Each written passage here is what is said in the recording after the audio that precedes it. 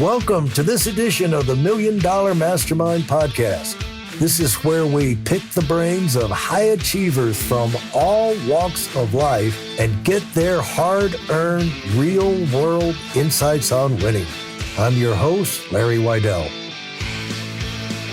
Hello, everyone. We're talking with world-traveling photographer and a man who does many workshops, does every version of education you can possibly do, uses every version of social media, I believe, to communicate and really inspire people to greatness in their own photographic journey.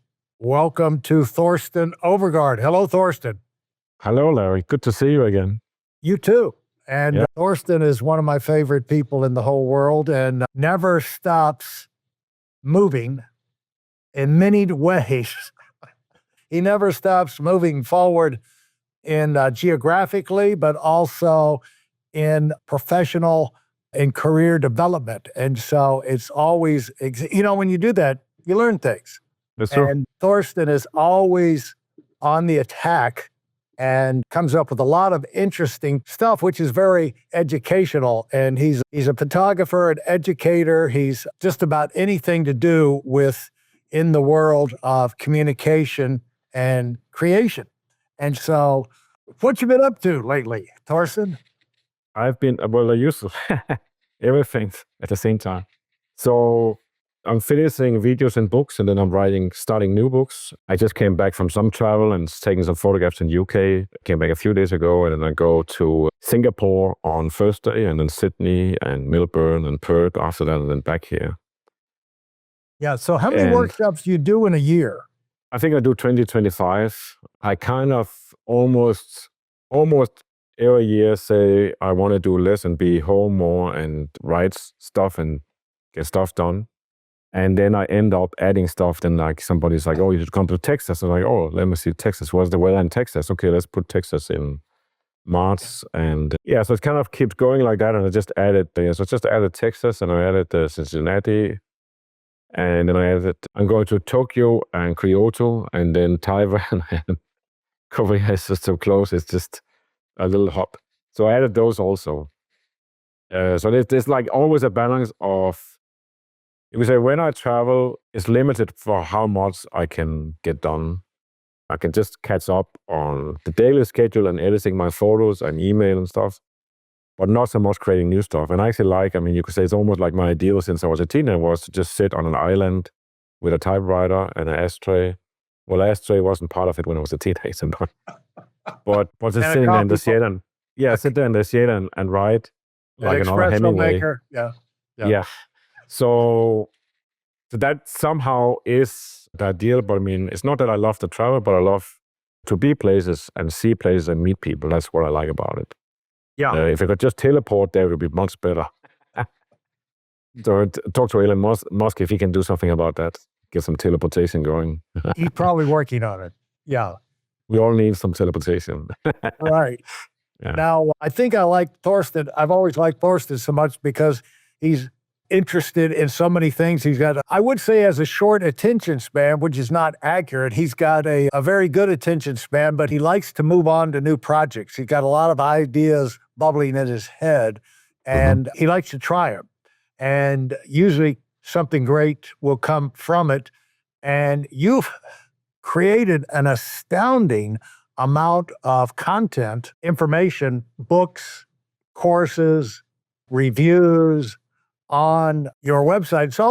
It's become an indispensable site for photographers, but also especially for the Leica photographer. And as you and I know, the rest of the world may or may not know, Leica is the ultimate camera and super expensive. But if you really are into photography, a lot of times you find yourself wanting to shoot Leica cameras and lenses.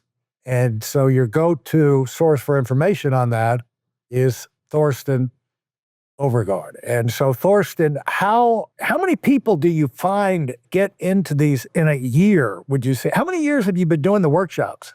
The workshops are probably done for like 14, 15 years, I think. Yeah. And so it's around 200 people. It's not an amazing, great amount if you look at it. But of course, 200 people that you meet in person, you spend 3 days with, and you stay in contact after also. So that is quite some people, compared to website and internet and downloads and stuff, it's like that's entirely different numbers, but it's also a different way of interacting. But you have built your business organically from the ground up, one day at a time, one workshop at a time, one article at a time. But early on, you got to where you got organized right from the beginning to where you had a place where you could keep this information and make it available to other people. I think that's paid off for you. Yeah. That is the important. You could say, people who have followed things and read my thing know that what goes throughout is that you have to be aware that, well, one thing is like you're your own boss. That's what I think people should think with, but they don't necessarily do.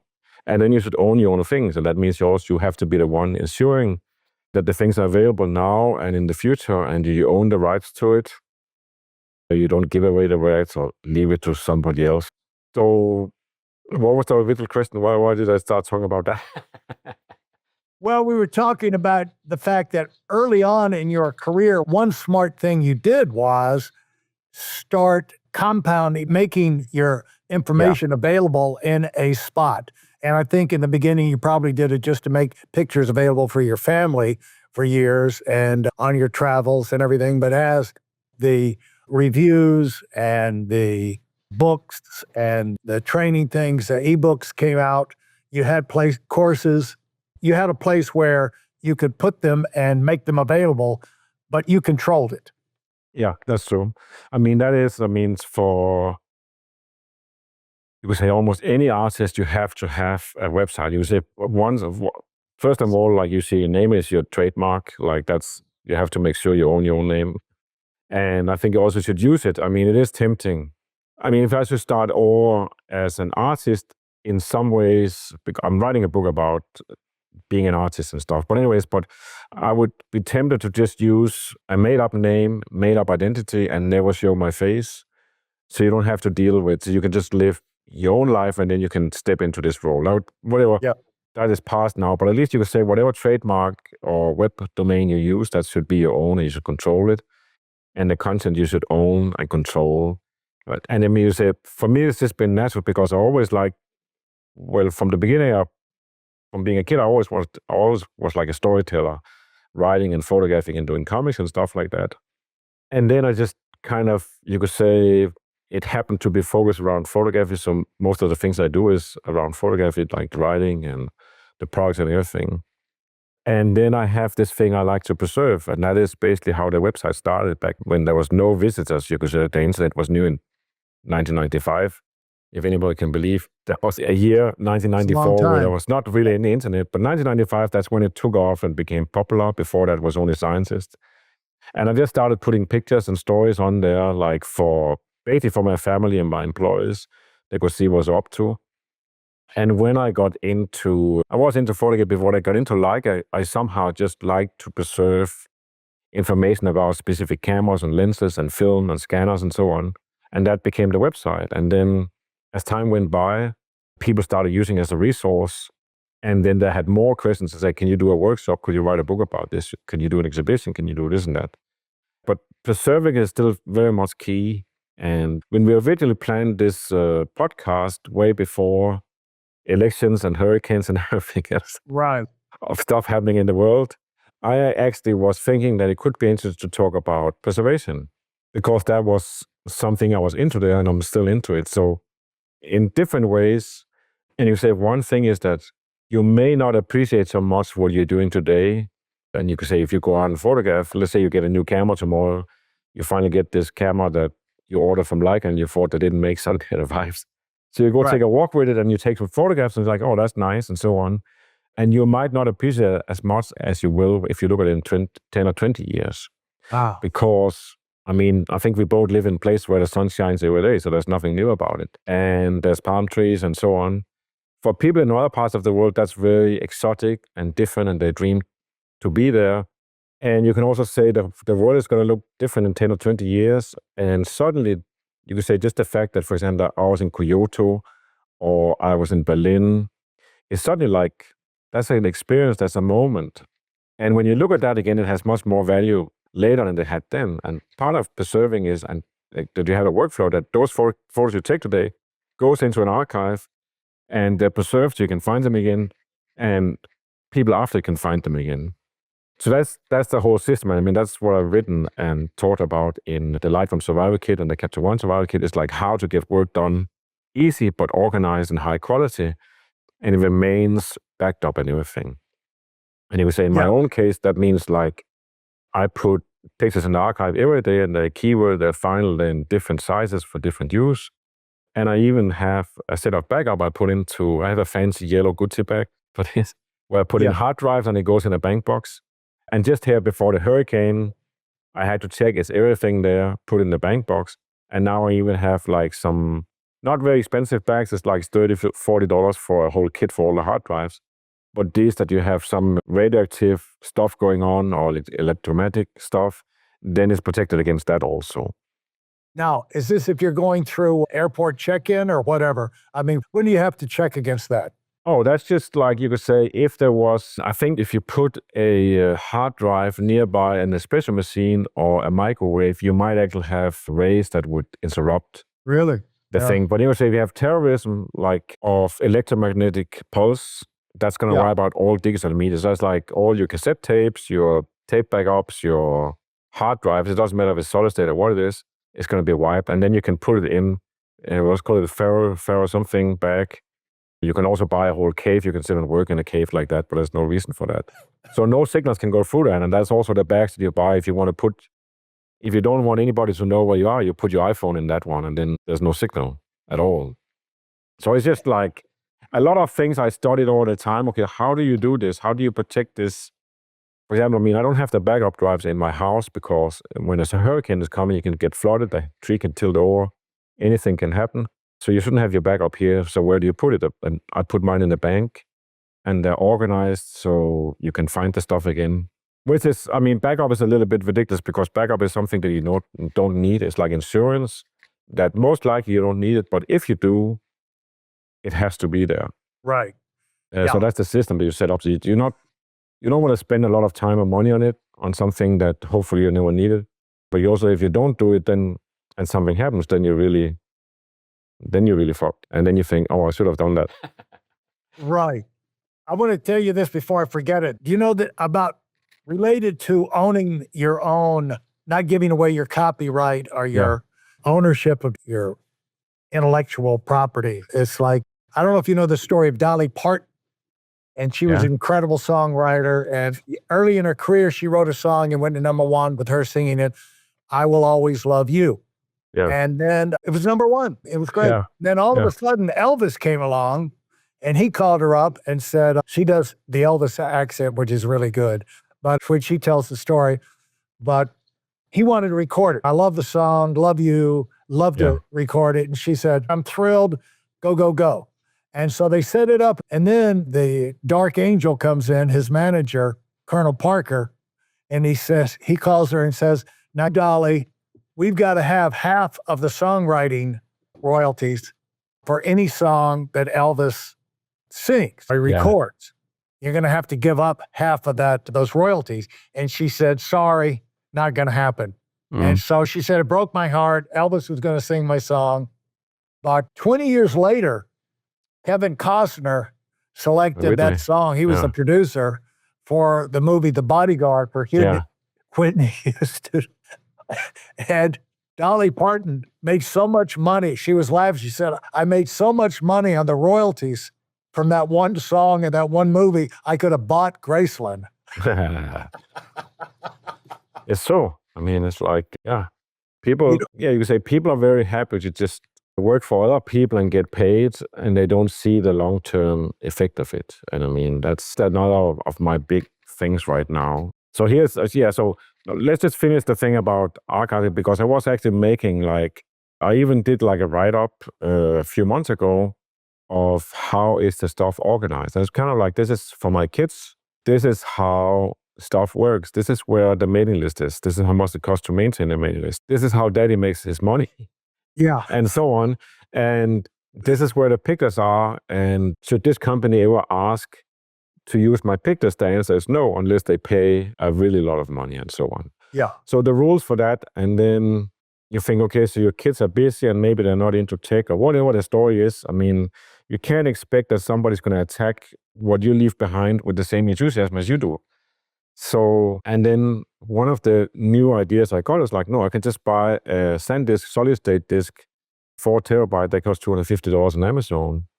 And I buy one for each the kid, and then I put all the final pictures on that one. That's about 1 terabyte. It's 130,000 pictures. Everything else is negative. It's like 150 terabyte or something of stuff. And you could say any books or whatever I wrote or manuscripts should be there also. And that's kind of like the essence of it. But anyways, that's a very interesting thing to have. And it's also, well, as you could say, one of the things I had with this also is life continuum. So you could say my mother passed a few years ago. And she left a big house, and then there was a beach house we owned together, or used to own together, and so on, and some cars, and a lot of paintings that nobody knew was if they were worth anything. And it's like, that was her game. The big house was 28 rooms. There's a big house, the biggest house in the city. It was the biggest house. Yeah. She was making curtains.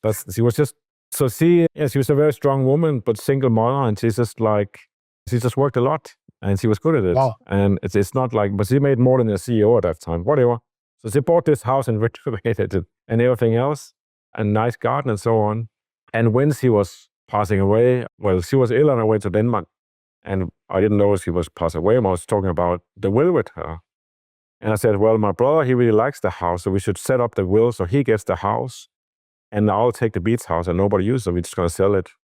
And then he can, everything in the house, he can just keep it because he was anyways living there nearby. He would take care of it. And he said, it's kind of like, why would we divide it or try to just give it to him? And basically I also suggested, give it to the grandchildren because we are like adults. We don't need to inherit money. And says, no.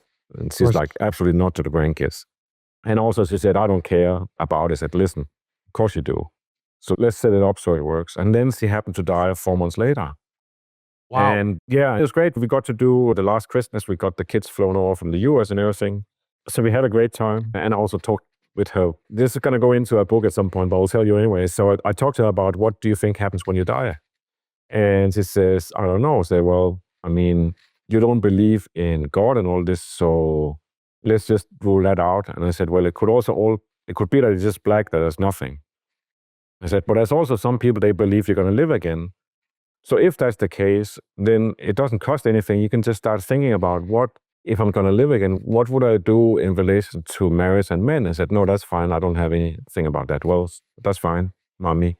And you could say you did well with houses and money and so on. But you could think like, if I'm going to live again, where should I live? Should I stay in Denmark or should I go to Florida and be with the kids and their sunshine? I said, no, I want to stay in Denmark. Well, that's fine. And I said, well, that's like, you don't have to tell anybody. You can just, and it doesn't cost anything. Like, you can just start, just imagine how is your future going to be. And if it doesn't happen like that, if it's just all black, then whatever, then it didn't cost anything. So anyway, so she passed. And then what I learned from that was that even she left, you could say, great wealth, and she had made this house and garden, and it's beautiful and everything. And there's a lot of exotic furniture and masks from all over the world. So it's collected and so on. Then suddenly there was actually a lot of work maintaining this property. And my brother, he got tired of it. And he's like, no, I want to sell this house. I can't. This is not fun. And we had to kind of maintain it until you can sell it and so on. And that made me realize it's like, that was her game. That was her game. It's not our game. That's like, if we had the opportunity to buy a house like that and decorate it and do the garden, it's like, no, we wouldn't do that. I mean, I would never go in the garden anyways. And the painting is like, what is worth what? You have to call somebody who can look and say, oh, this is worth something, this is worth nothing. And then you have to dispose of them or sell them or something. So that's one interesting way of life continue where I decided, no, like I should leave stuff so it's easy to deal with. I can't expect somebody else to continue. And then it's funny, I had a funny story that's also going to go into a book because I took a picture of it. So we were traveling, I think we were gone in Japan and Paris for 2 months, and we come back. And on the front yard of our house here in Florida, somebody parked a a big old Mercedes from 74. So it's like, so we're like, in your yard. what the hell is going on with a big to sale sign on it? We're like, what the fuck is this? Like, get this thing out of here.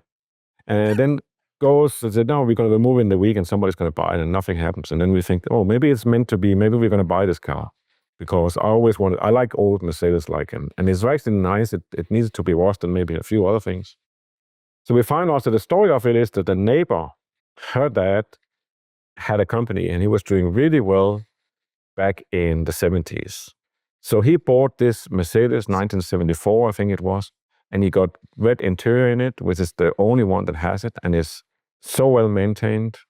Then he died and the wife takes over the car. She put it in it's like a farm, so you put it out in the house there, and all the birds sit on it and stuff like that, but it's still fairly protected. And then she dies, and then they leave it there for some years, and then 10 years ago, they take it here and put it in the garage. And now they took it out of the garage because they want to sell the house, and then they should do something about the car. So then I'm like, so we had a guy come and look at it, a Mercedes guy, and he said, no, there's too much rust. It's like, underneath it's beautiful and everything, but there's rust. And we don't know till we start taking it apart. And it's going to take 6-9 months to fix it up. And then you have a new car. And I'm like, I don't want to do that project. So then I sit there and I look at this car. I sit down in the front and I smoke a cigarette and I look at this car. I think that's life continuum. So you have this guy, he buy this amazing car and everybody's like, wow, that's a beautiful car. And then he dies and nobody fucking dares selling this car and just cash in the money and buy another car that they like. They keep this car and keep this car and keep this car till it just rot up and is useless. And I mean, in the end, it basically would have to pay $500 for somebody to pick it up, or they can find somebody who wants to pay $3,000 for it.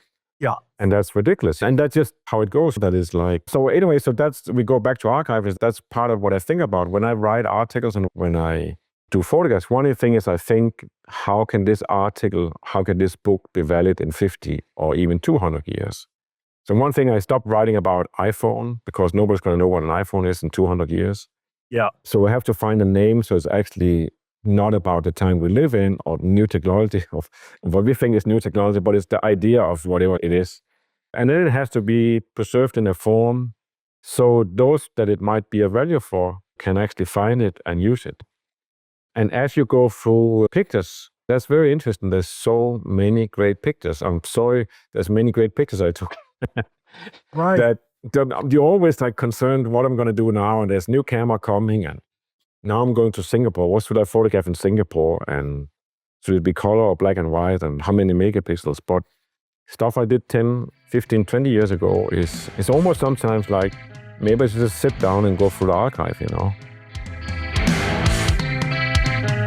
For those of you who are sick and tired of fooling around and are dead serious about wanting to move up fast, I've got something especially for you. I've combined the best insights from over 40 years in business and making $70 million in income and compressed them into a free webinar. That's right, it's a free resource. If you want to find out exactly what the concepts are that I use in coaching $1 million earners, register now at weidelonwinning.com. You'll discover the 5-part framework used by so many to reach their financial, personal, and professional goals. You can find that link in this episode's show notes.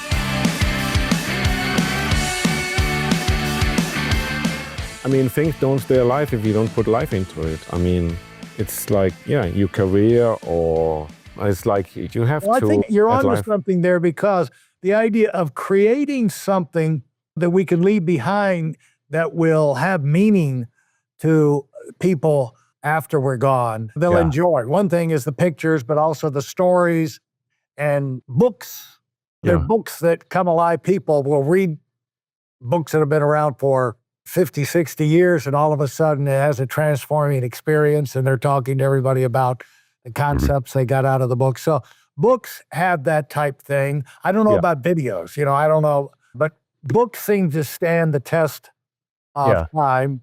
And now, of course, with the ebooks, what do you find that people respond to the most? What are you thinking about? You're going to leave to your kids individual pictures. You have to curate this stuff. It seems like you have to put it together to where it's a package. They'll enjoy it. They'll have a concept for it to stick. Other than you're looking at it, I see it, interesting, next. They say in a museum, these priceless works of art all over the world in museums, the average time spent in front of a painting, a masterpiece, 3 seconds.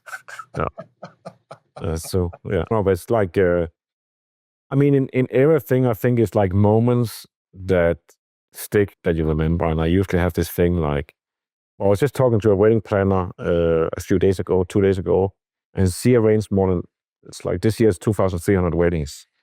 And some of them is in UK, and now they start in the US also. So a midweek, there was an art that I was reading, like we were sitting, and then they published Vogue or somebody published an article about it, and they say something about a midweek wedding is £7,000.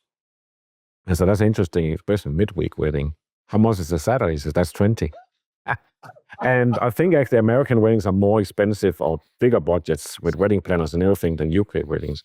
But anyways, people like to arrange these big events that now we're going to fly the whole family to some island, and we're going to have a big wedding, and they spend months deciding what kind of flowers and blah, blah, blah. And what I joke is that you might not even remember that wedding, or maybe what you remember from the wedding is the taxi driver from the airport to the hotel, that you learn something or a special something. But the rest is like, no.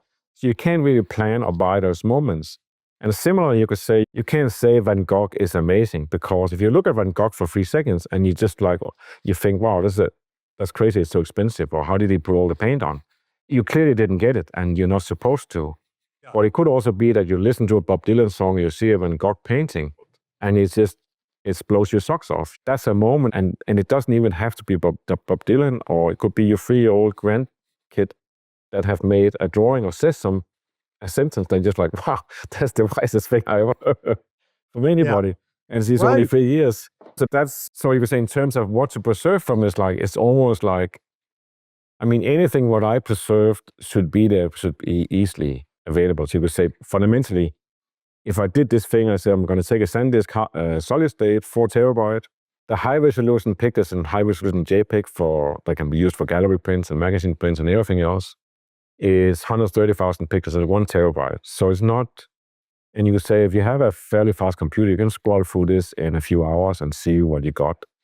And then you could hand it over to somebody who wants to deal with, or there's some nice pictures that you like, or your own mother, or family, or something that has meaning to you. I can't really curate what is going to make something important to them. It's like, you say, I have a drawing in the house here that me and my daughter bought together when she was 7 years old, my oldest daughter. And it's just a drawing it's very dark, and it's like a library setting or something in Denmark. And we just saw it as like, wow, that's a great one. Let's buy it. So that's kind of ours. So I kind of know she would like that. If she even remember that she liked it, maybe it's just like, it doesn't matter. So you can't really, but you just have to make it easy, and it can't involve a lot of work. That's my take on it. And then I have this thing that I look at. I mean, you have Shakespeare and stuff is still around, and a lot of stuff is just lost. But you say, why is it that so many things and so much technology is based on that it doesn't matter what happened 5 minutes ago? You say Instagram doesn't care, Facebook doesn't care, the newspaper, New York Times doesn't care what happened 5 days ago. It's all what's happening today. Right. And that's not correct. You could say culture is valuable, and you basically should make sure that whatever you did is also available in 50 or 500 years, or think 1,000 years. Okay, how can you preserve something for 1,000 years? And you say that's where video and film is short, because the resolution of the medium is very low, or has been very low, and basically still is, seen from the future. And the medium changes all the time, so you have to change from one medium to the next one to the next one.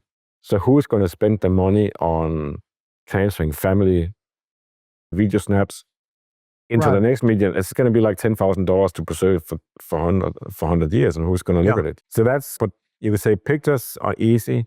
Text is easy, as long as you don't just leave it to Microsoft or somebody else to preserve it, or some cloud. But you either make a piece of paper print that you can put in somewhere so it's preserved, or you could say even better, put it into a formal library where it's going to be available for anybody worldwide who wants to look at it 24/7, and it doesn't take up any space. It doesn't cost any money. That would be the ideal, and nobody can shuffle it around or change it. And it would be on your own site, basically. Then you could say part of it's also like, I have my own site, but who's going to maintain, pay for the domain name and web hosting? Right. But then at least there is, like, on that solid state, there is the whole website in a format that you can actually read it. You could reformat it to something else. So it's there. And I mean, and then you just have to face, if it's lost, if you leave an empire to your kids, $10 billion worth, right. Either they make it to a $200 billion empire, or they snort it all up in drugs and poison blows, and it's gone in a year.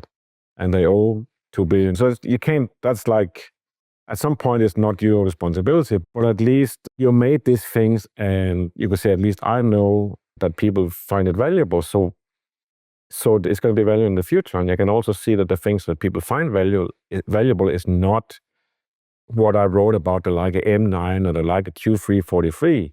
That's just for a period of 5-10 years that is relevant. Or even the peak in interest is 2-3 months, then it's gone. What is interesting is the philosophical part of what I'm writing, the general things.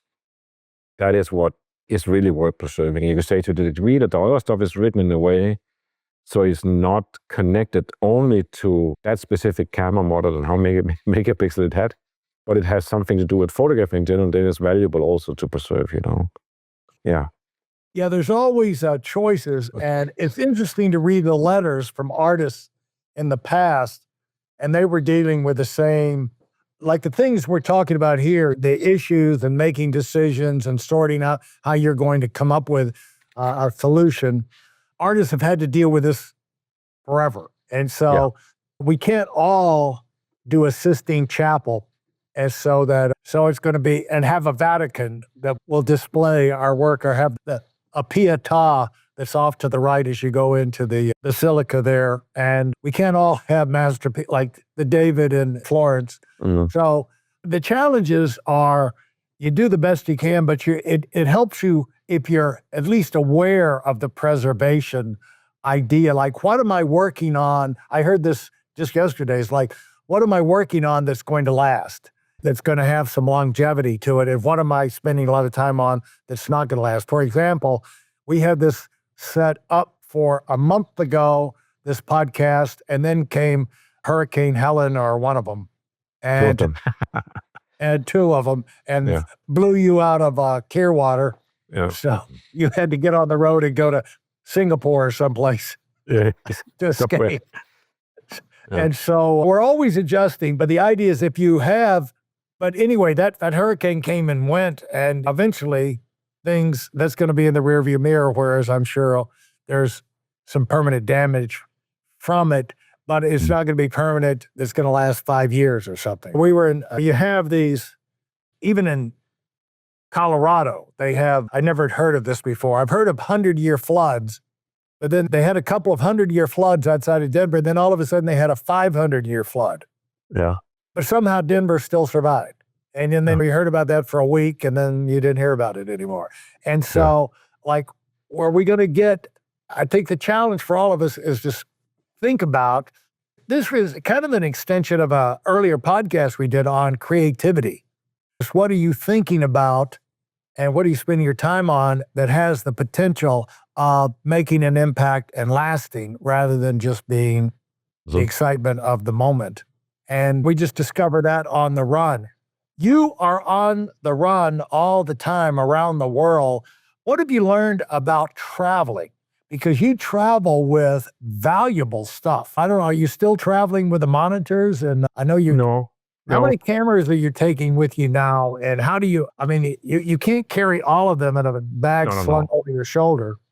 So what I do is I kind of simplify. So you say, one thing, I came from a viewpoint that you have to travel in style. So it has hand luggage that you actually would carry in hand. No wheels were allowed. And I would have Louis Vuitton trunks, or like suitcases, not the trunk like the big ones, but suitcases, which are great in the way that they last forever. And you should think somebody will steal them, but they don't. They never touch them. But when you arrive, you just open it. It's like your own space you travel with, a drawer. You don't have this suitcase, and it's like an egg all over the floor, and stuff explodes and you have to sit on it to close. It's very organized. So I actually went away from that. So you could say now, the last trip I did here, when I went to UK to photograph for a few days, I had to dress warm or in layers. I didn't know exactly what the weather would be. And now here I go to Singapore. So now, for example, I go to Singapore, I just have one suitcase with wheel, lightweight suitcase where I can put in shirts and stuff. It's all warm weather in that direction. And then I have a smaller trolley that the great thing about it is you can open it from outside. You can just unzip it and there's the laptop. So you can take the laptop in and out.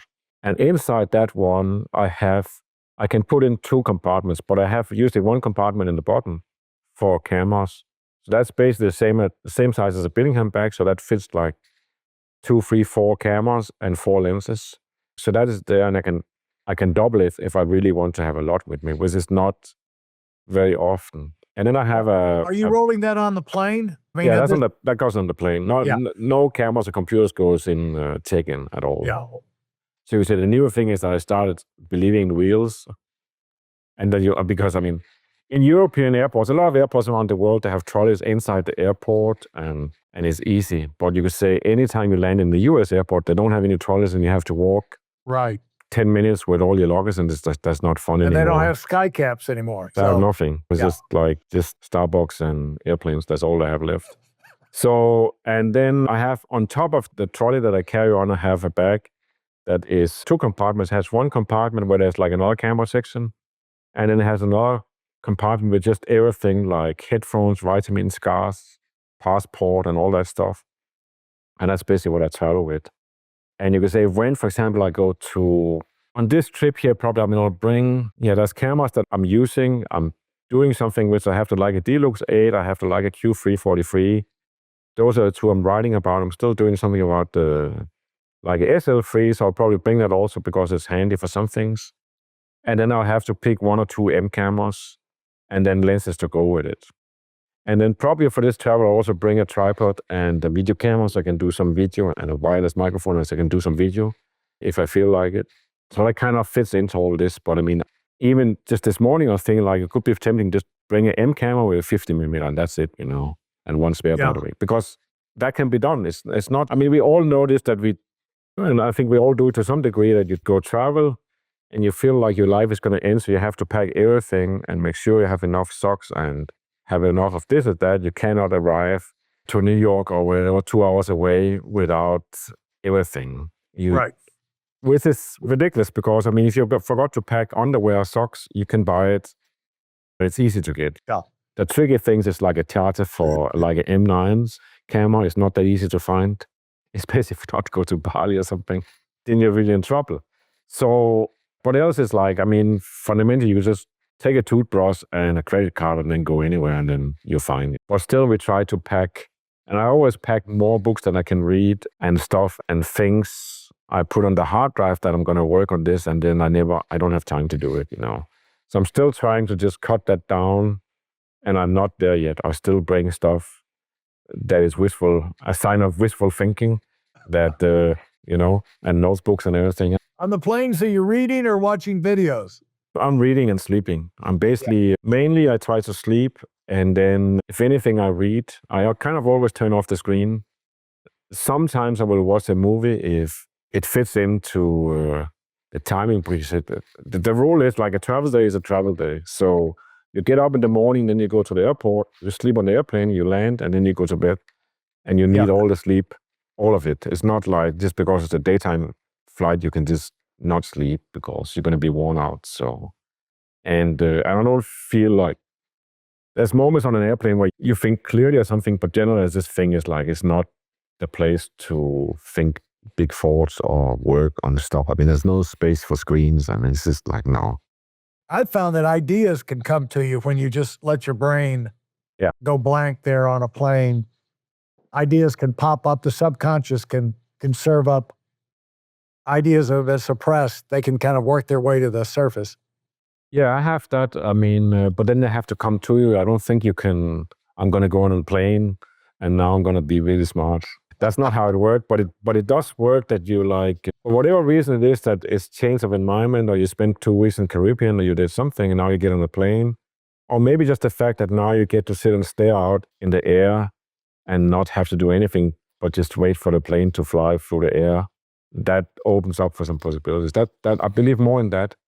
I don't think it's like the pressure or anything, but maybe it's just this moment of being disconnected and not being in your normal environment that allows to look at new things or get new ideas. I tried that. I tried, and I have people who consistently say like, no, I'm always postulating in the airplane and so on. I don't think I've ever heard that phrase, postulating on the airplane. No, but it's kind of like you postulate that I'm gonna be big in the housing market, or I'm gonna build a company, or whatever. I'm gonna write a book, and this is what's gonna be in it. So that's what I mean. Like you get this idea and you think, wow, and somehow you have a moment of clarity or something. And I think it does happen, but I don't think you can plan it. Right. And yeah, so that's the thing with creativity, period. I mean, And so talk about, what have you learned about stringing trips together? When you're in a location, a lot of people, they have lots of locations. They'll get 2 weeks, 3 weeks.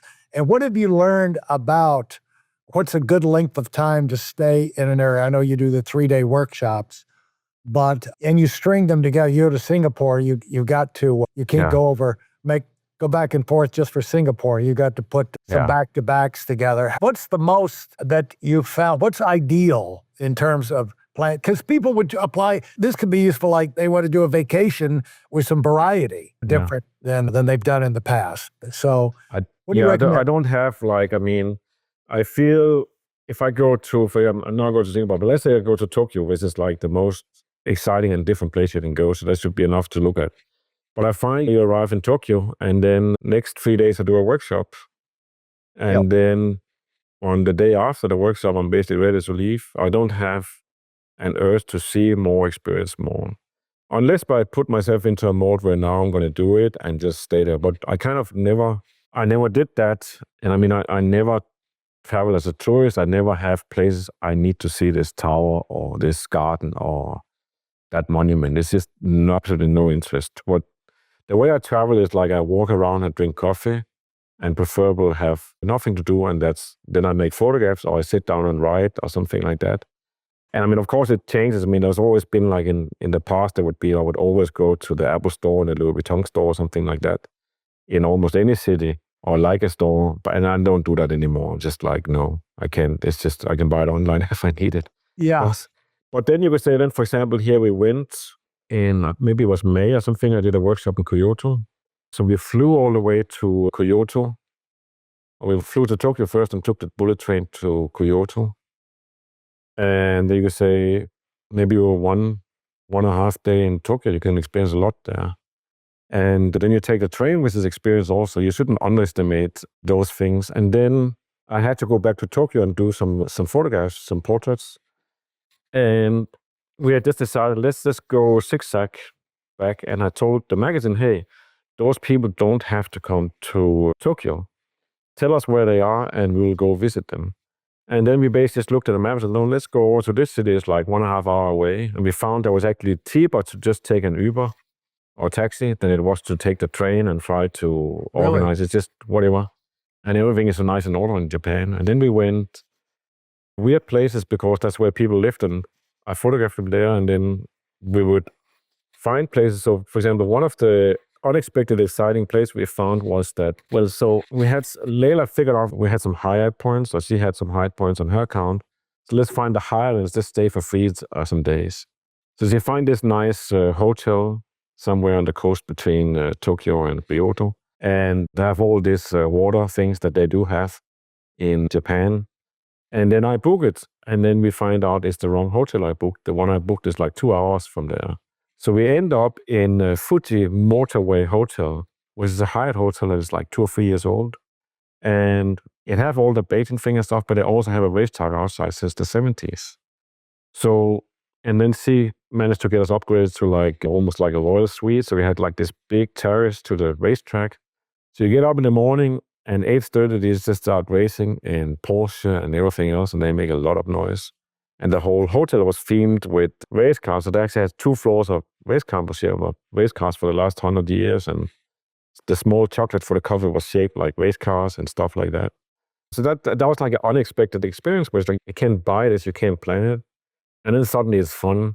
So definitely we'll do it again. For no reason, we'll just travel around in Japan and see where we end up. And I think any travel is good if you can change it. So that means if you go to Europe, you rent a car, because then when you get tired of Berlin, you just look at the map and say, let's go to Austria, or let's go to Paris or something like that. It takes 5 hours to drive there. And similar in Japan, you book the hotel, and then if you get tired of the city after a day, sometimes you find out this sounded great, but it wasn't great. You just hit the road and find the next city. And then usually you have to get home to take care of the cats or something else in 2 weeks. So that's kind of like the limit. And even that you could change or you could go home earlier, you could stay longer. So yeah, so that's interesting. You say, what is the driving factor of that? It is like, as long as it's inspiration and it feels fun and it gives you something that you can use in whatever you are creating in life, then you do it.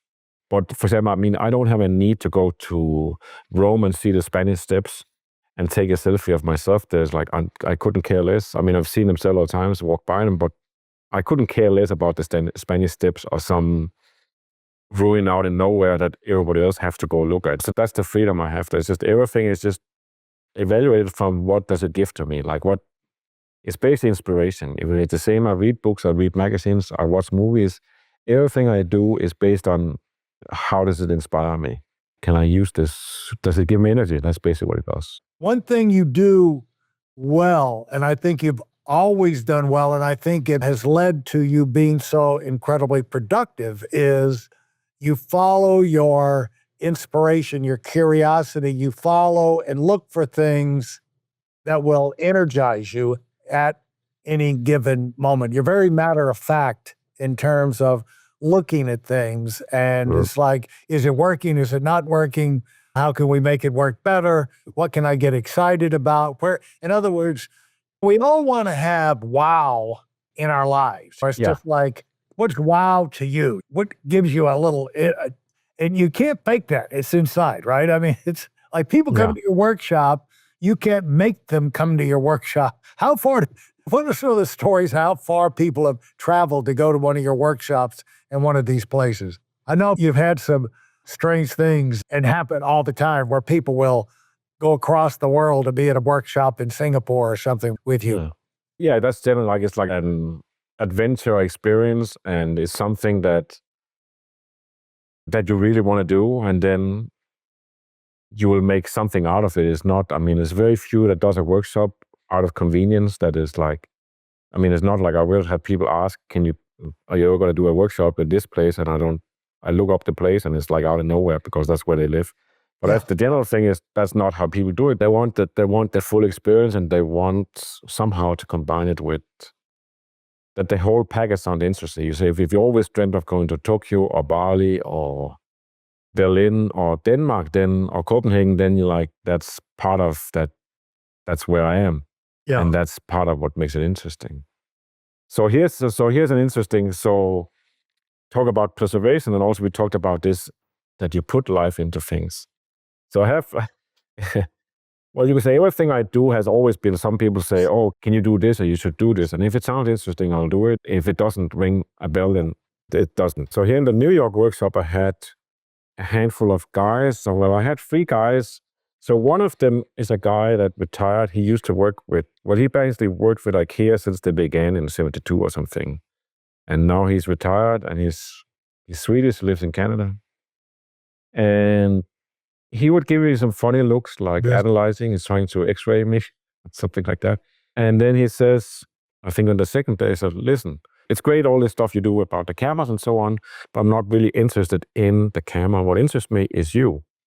So he said, like, instead of making a story behind the photograph, you have to make the story behind Thorsten Overgaard. How come you can be still so enthusiastic about photography after all these years? And we talked back and forth a little bit, and then he shakes his head like, you don't understand what it is I'm asking you. And I have 2 other guys. One is a former pro golf player, and the other one is one he retired 22 years ago. He had a big business in Dresden, and they're like, we'll say online spirits guy, and they're like, they all know what it is he's requesting, but they also see I don't have any idea what he's talking about. And so we go on talking about this, and next day, and I say, well, I have written something about this, and there's also this thing. And then we're getting somewhere to where they want to be. And you could say, I haven't figured it out yet. And then you could say that one of the things we talk about is like, I said, no, but it comes from inside. You could say it's not like you can't go to university or somewhere to learn this. It comes from you. So you have to find out what is it that you want to do, and you have to find a purpose or something you really want to do. And you can say, once you find something you really want to do, you have unlimited power and energy, and you can use all your power to work in that direction. You can also change the direction. You can change your mind. And he said, yeah, that's right. It's like we're spiritual beings. It comes from you, of course. Yeah. And so on. So that's something I've been speculating about for the last 10, 15 days. And then, I went to UK to photograph for 5 days, just in and out. And then I came home and there was like this box on the floor. And I thought it was some adapter that was supposed to arrive before I left. So I just left it. And then the day after I opened it. And it turns out that one of the other guys has sent me a notebook and a fountain pen and a little card that says, here is for your book. You're going to write about this. The working title of the book is Permission to Exist. So now there's no way out. And it's really like, and I mean, they said like, this is the one book or books or whatever that your kids and grandkids and everybody else is going to make money on, because this is forever and this is so essential. Yeah. Which is also part of my big campaign and thing now, is like that. You could say I always did what I felt I wanted to do. And to some degree, in periods, I would just do the opposite of what you were supposed to do, or the way. When I started an advertising agency when I was 19, I specifically studied all the advertising agencies. I knew how many people were working in them, how many was creative, how many was administration. I knew what clients they had. I had an idea how much money they made and so on. And then I wanted to be not like them, which is kind of stupid from a business point of view. It would be better to just study what do they do and then copy it and then do it your own way from there. But anyways, well, you say maybe that is part of what makes me tick, or what makes me is that I don't look for how do everybody do it. And then we get into, you could say, today's world where, especially in the US, it's like you grow up and then when you get to a certain age, well, you could say one thing is you become a teenager, you're 12, 15 years and you want to be on Instagram, you want to be popular, you want to be liked by everybody, and you want to be accepted and so on. And that's basically where it stops being unique. And then you get to an age where now you have to go to university. So now you have to go to university for some years and it costs a fortune to go there. And all you get for it is that you don't have time to actually develop yourself, but you have to do tests and work like an insane to be like everybody else. And the whole idea of that, and you say, is a lot of Asians send their kids to the US to do that, and then they do 2 universities because 2 must be better than 1. So they do 8 years of this, it costs a fortune. And then the idea is that now you can be successful in life because you have all the papers. And that is so untrue. And I mean, I have a few people around where I can experiment with them and say, wow, you should just write a book, or you should just do this. And they just kind of don't get it. They don't dare. Because it's almost like the idea is that if you don't have those papers, you're going to die, or you're not going to survive. You're going to be unhappy or something like that. So that's like maybe goes for 98% of the population. And then you have a few, you say that a lot of great business people, a lot of great artists, they dropped out, or they never went to school, or they just basically started something and then it took off. And you could say, we have the Tesla founder that one thing I know that he had is what, like, at one point he figured out that he could live for $1 a day. So he wouldn't die of hunger if he had $1 a day. And that basically set the bare minimum for how bad he could be a business or anything, or how much money he could lose. He could always survive. I have that thing that I'm like, no matter what I have done in my life, went to school, like public school, and I did advertising, I did internet, and I did this and that. I had a period where I was consulting, and I had 1.5 years where I worked in a company for somebody else. So it's kind of like you see yourself in version 1, version 2, version 3, and then suddenly it skips from being very business-like in advertising and internet to being like this artist with hat and long beard and just travel the world. And it doesn't really matter what I do, I'm always going to survive. So that's kind of like my $1 thing is like, I know if I gave up photographs today and I started a retail store or garden company, I would make something out of it. I would make it fun and I would make it worthwhile. I would make money on it. So how can you instill that self-confidence in people, and the key to just like believe in yourself instead of believing in papers?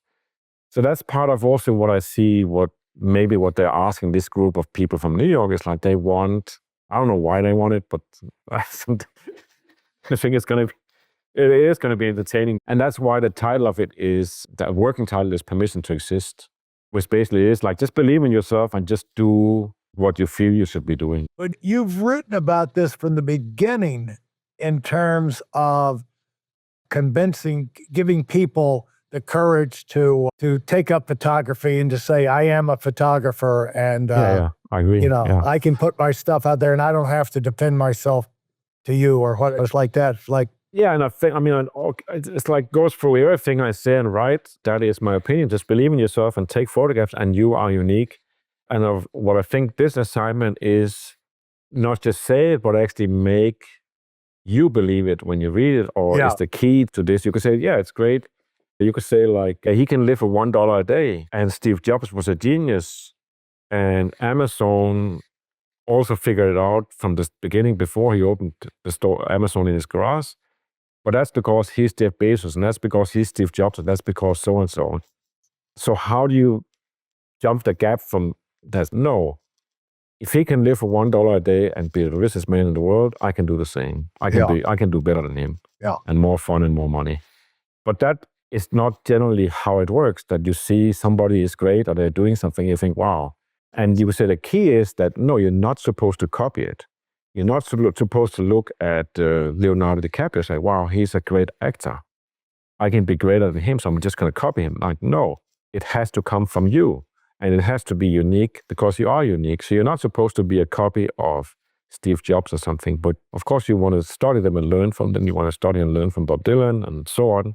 But you're not going to be them. You're not going to be a repetition of it. You're going to be, you're going to be unique. You're going to exist as yourself, as an original.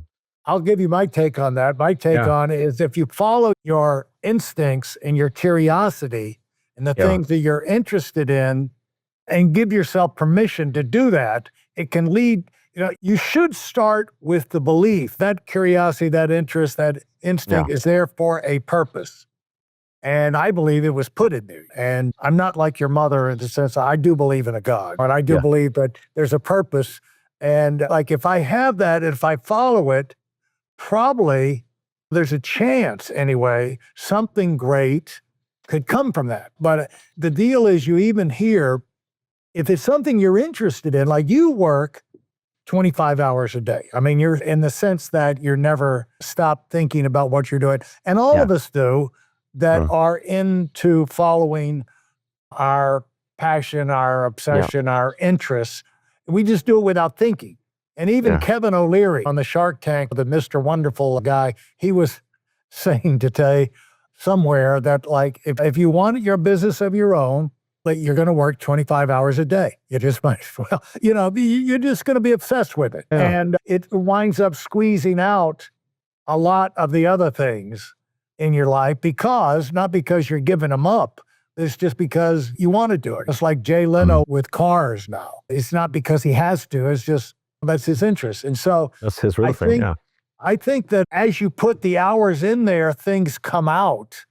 And but it has to be developed. It's not going to come out like your first masterpiece is not going to be your first sketch or your first photograph. Once you get the idea, you're going to have to do a lot of it to get a good one. Yeah, I don't even agree with that. I mean, a lot of great artists and great people did the greatest work when they didn't have a lot of experience. So, I mean, it comes from, I think if there's something you really want to do, then you have the skill and talent, and you can refine it, but it's not like it's unknown territory. So you could say, in one way, I don't like to tell people, oh, it takes a lot of work. I mean, it is work, but when you like it, when you're doing something that you feel you should do, it's not work. It's just, that's what you do. It's better than watching television or something else. For example, some weeks ago, I was in New York, and then one of my friends from Denmark was there. So he's a graphic designer. He makes books for Museum of Modern Art and all this stuff. And so I thought, let my stepdaughter come, because she's in design school and stuff. Let's have dinner together, and she can hear from him. And he is self-taught. So, I mean, I met him in Denmark when he was just a young consultant in the advertising agency where I was. I worked for a company for 1.5 years, and he was on the floor below. So he was just selling. He was just a consultant selling advertising or whatever. But somehow we connected on music and Miles Davis and everything, and food, making food and so on. And then I left. I started a new company with one of the guys from there. And then we stayed connected. And then one day he said, "Hey, Thorsten, can you help me? I want to do graphic design. How does the software and so on work?"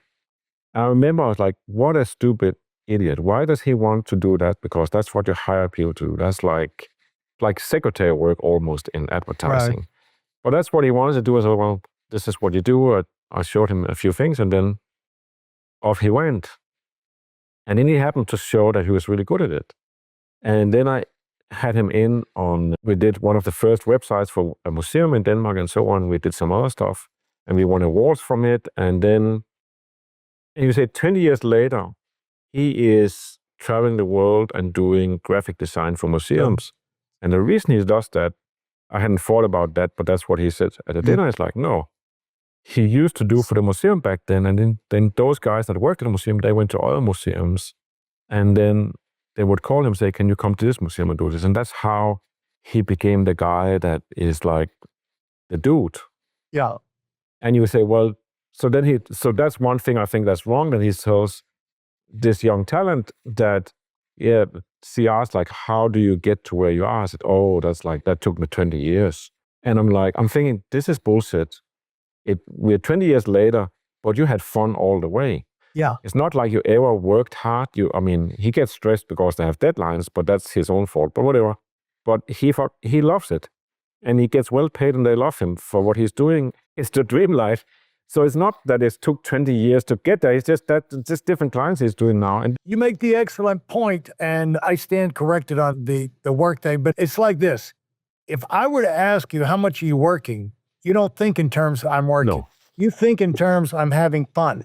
And I would say to you that if in our business, if people bring up the question of how much are you working or how hard do you have to work, it tells me they're in the wrong place, because they're thinking about doing things they don't want to.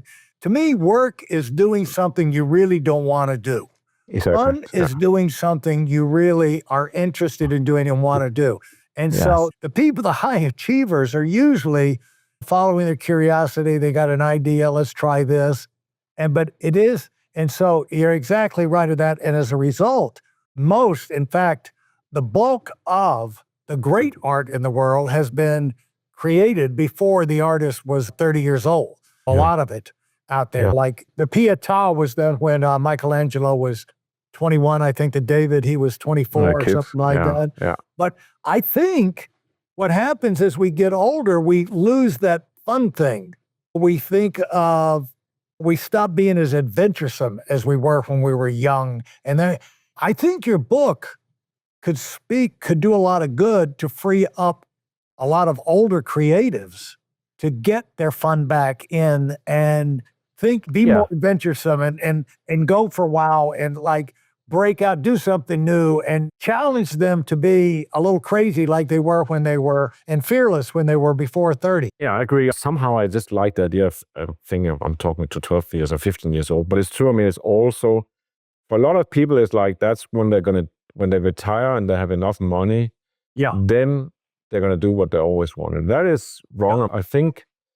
But that's also why it speaks to those, because that is, to some degree, the people who are there. I mean, they were all actually doing something that was fun. Now they're all active, but also what you would call retired. But you would say the ideal is, in my opinion, is like the Dire Straits song, like money for nothing and chicks for free. Yeah. That's how life at work should be. You just go on a stage, go to private jet, you go on a stage, play some guitar, and you get paid a lot of money, and all the chicks wants to be with you.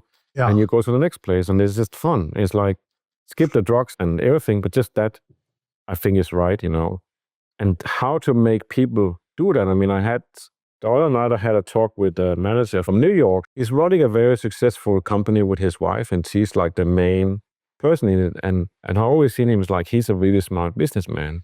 And then we talk, and then he's almost trapped in this being in business, and you have to make money, and you have to do this, and you look around, and you want to do better, and so on.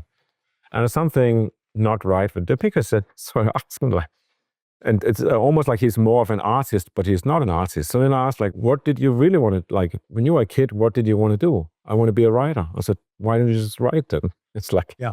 And right. that's the case with most things, because I didn't done also like talks around the world, like artist night, just a couple of hours for all kinds of artists. And it is like people they put behind what they really believe in or the art they want to do, and then they have a day job. So when they present themselves, they say, I'm an accountant. And then later, if you get to know them, they also like to be a radio host or something. And usually what I say is, like, you have to turn around and say, I'm a radio host, and I also do accounting.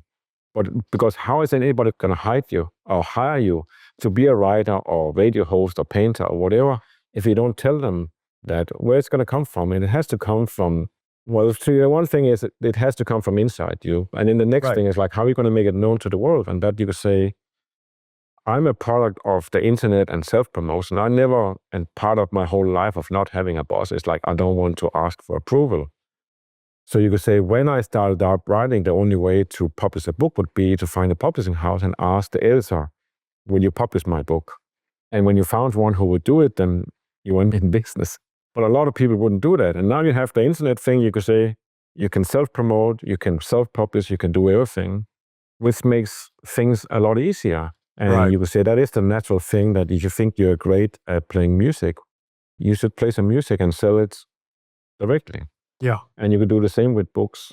And then some people, that's going to be in another book somewhere, but some people would criticize that, oh, you're not a real photographer. You're just self-promoting and stuff like that.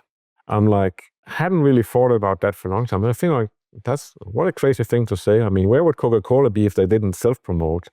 Or Tesla? I mean, that's how you sell things. I mean, but somehow in the art, you have to find a museum or some editor or something that gives you like this stamp, or you have to show university papers from 2 universities. And then you can become or say that you're like an entrepreneur because you have papers. Every company is a self-promoter. You know what I'm saying? So, but that proves there that comment from a critic is. Yeah, but I mean, all that is just like. It proves that when critics open their mouth, a lot of times they just show how stupid they really are.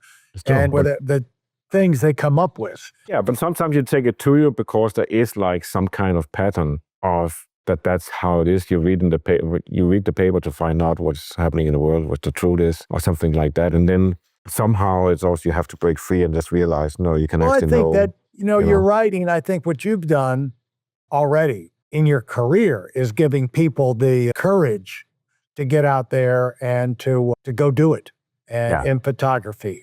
And it helps if you know a little bit more about it. If the more knowledge you have about it, it'll allow you feel a little more confident to turn yourself loose. You don't have as many, if you don't have a lot of technical self-doubts and you have a general idea of how to do it, you're more likely to turn yourself loose to go do it. But also think part of being into something, either it's golf or making internet pages or being a writer, is that you also have the fire to study how is it done. You want to learn about it and be good at it. So that comes naturally. It's like, and even that comes from yourself. You can say it's not like, I don't believe going to school and learn to photograph is going to make you enthusiastic about photographing. It's just going to give you if anything, I think a lot of times you see that it stamps the inspiration out of them.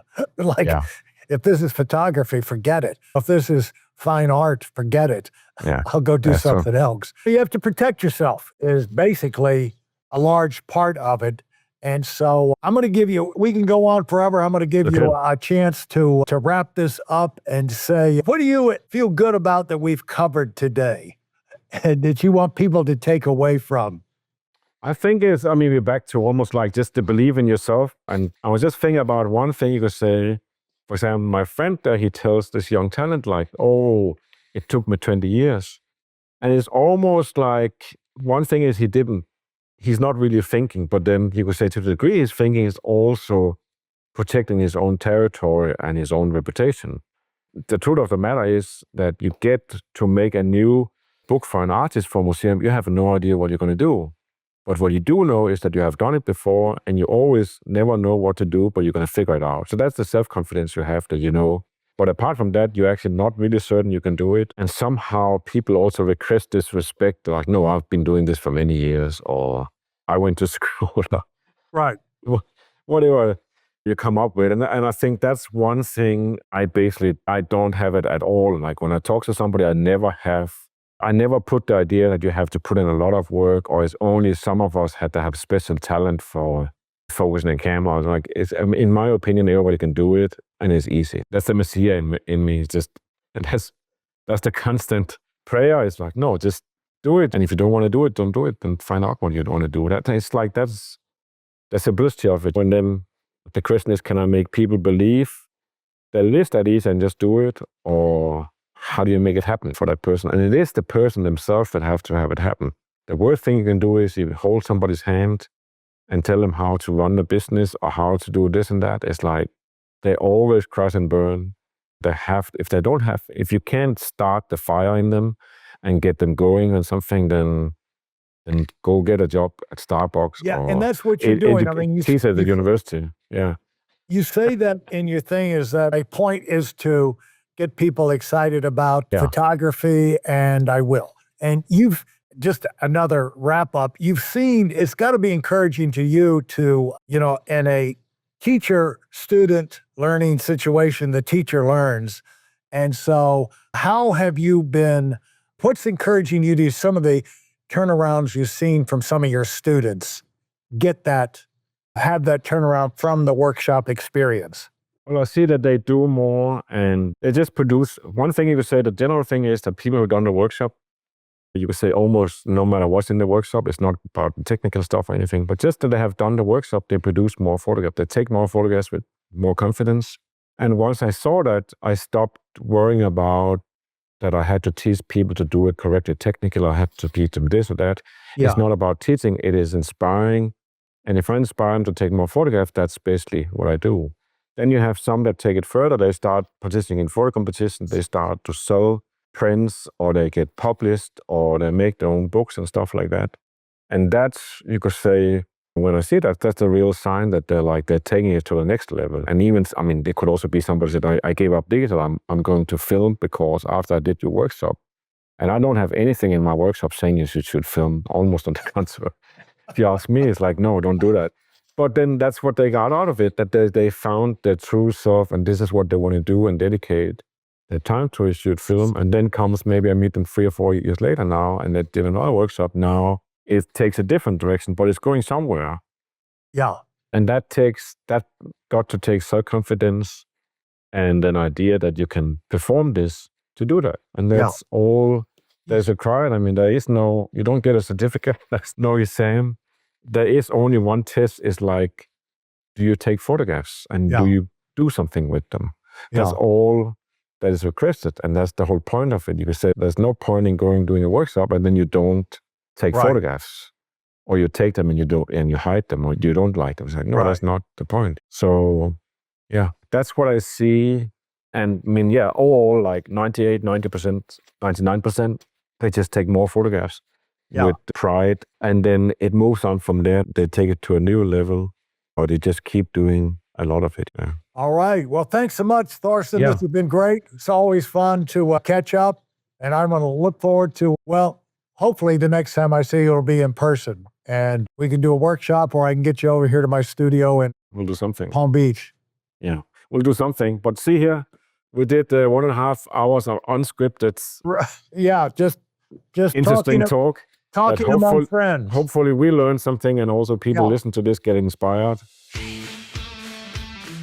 Thank you for listening to this episode of the Million Dollar Mastermind podcast. Commit to your personal and professional evolution with our free training video. It's designed not just as an educational session, but as a transformative journey for those bold enough to aim for the stars. This isn't just any webinar. It's a roadmap to achieving the extraordinary. It's tailored for those who dare to dream big, and yes, it is completely free. Join us in a network of ambitious professionals ready to take their careers to a new heights. Secure your spot now at weidelonwinning.com, and let's unlock your potential together. Thanks for being part of this community.